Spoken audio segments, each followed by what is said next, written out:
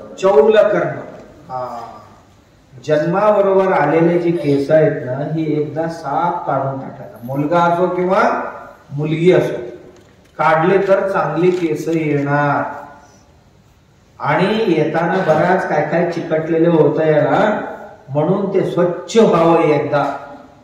आणि तो महत्वाचा नाही, त्या निमित्ताने सगळ्यांना गोळा करायचा आहे ना परत, आणि पुन्हा जेवणावर आहेच.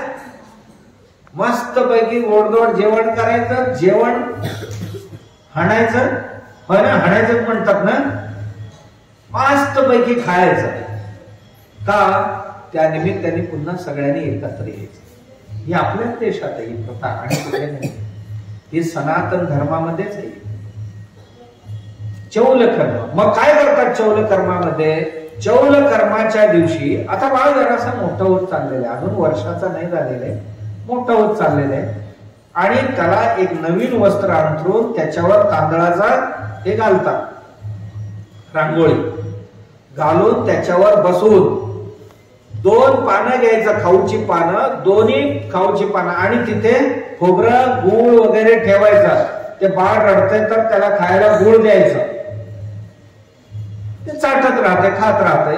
आणि तेवढ्या बाळाचा मामा जो असतो, त्याचा मान असतो याचा खरं म्हणजे, तो काय करतो, 2 पानं घेऊन गडी करतो, गडी करून असा क्रॉस लावतो एकमेकांना कैची सारखा, आणि त्याच्यावर एक सुपारी धरतो, धरून नाकावर लावतो, डोळ्यावर लावतो, डोक्यावर लावतो, दोन्ही कानाला ते लावतो, असं करून मग ते कापल्यासारखं करतो त्याचा, आणि असा केस धरतो आणि त्याला ते कैची पानाचा बनवलेले असं लावल्यासारखं करतो, करून मग ते खाली ठेवतो, आणि जी कैची खरोखर आहे त्या कैचीने तेवढी केस कापून घ्या झालं. काय झालं? चौल कर्म संपन्न झालं. एवढं झालं की जेवणाला निघाले सगळे. का? सगळ्यांनी एकत्र यावं, सगळ्यांनी 2 गाणं म्हणावं, नृत्य गायन करावं, जेवावं, आणि घरी निघून जावं. नित्योत्सव, जीवन उत्सव बनवायचा आहे.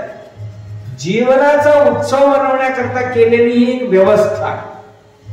मग ही मलिन केस गेली की नंतर स्वच्छ केस यावं, हा त्यामागील हेतू आहे. झालं. किती कुठलं झालं आता? चौल कर्म.